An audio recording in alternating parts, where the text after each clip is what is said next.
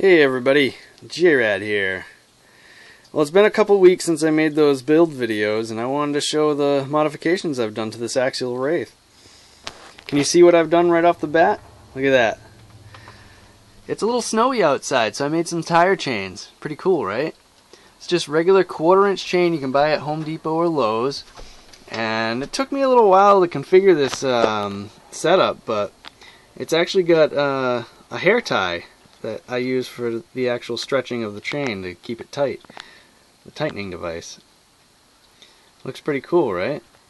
They actually work really well. It's kind of nice. Another thing I did is I did the battery mod.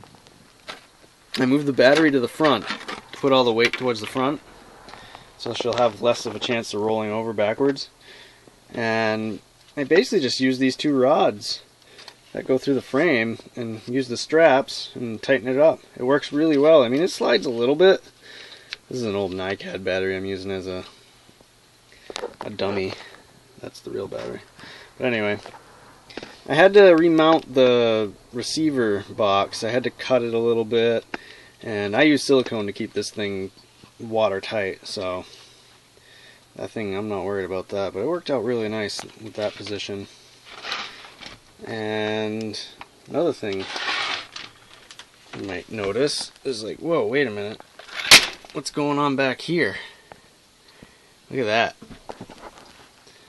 So I decided from seeing other models and the actual real rock bouncers, they don't have much of a rear end, and like I said, the whole weight distribution being more towards the front, I decided to do a little chop job.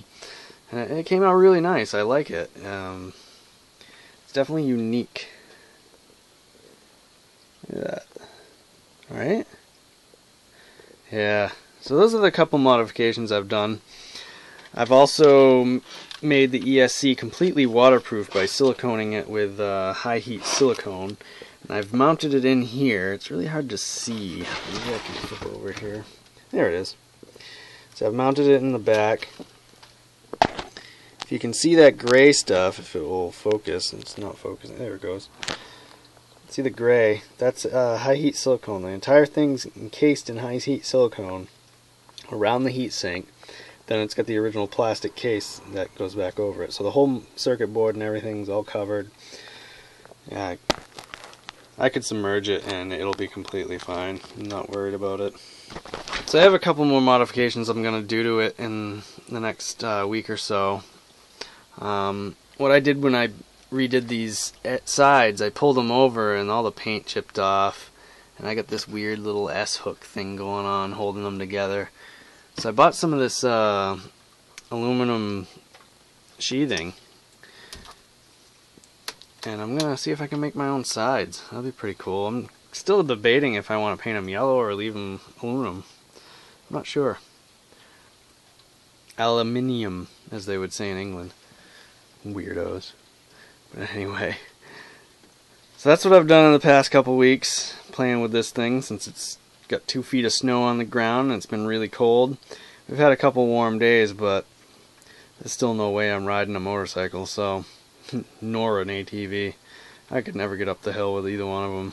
It would be hell. So I'll continue playing with this thing for another month or so, and I'm sure I'll still play with it anyway. Still a fun little thing. So, till next time, everybody. Enjoy some mud. Jrad out.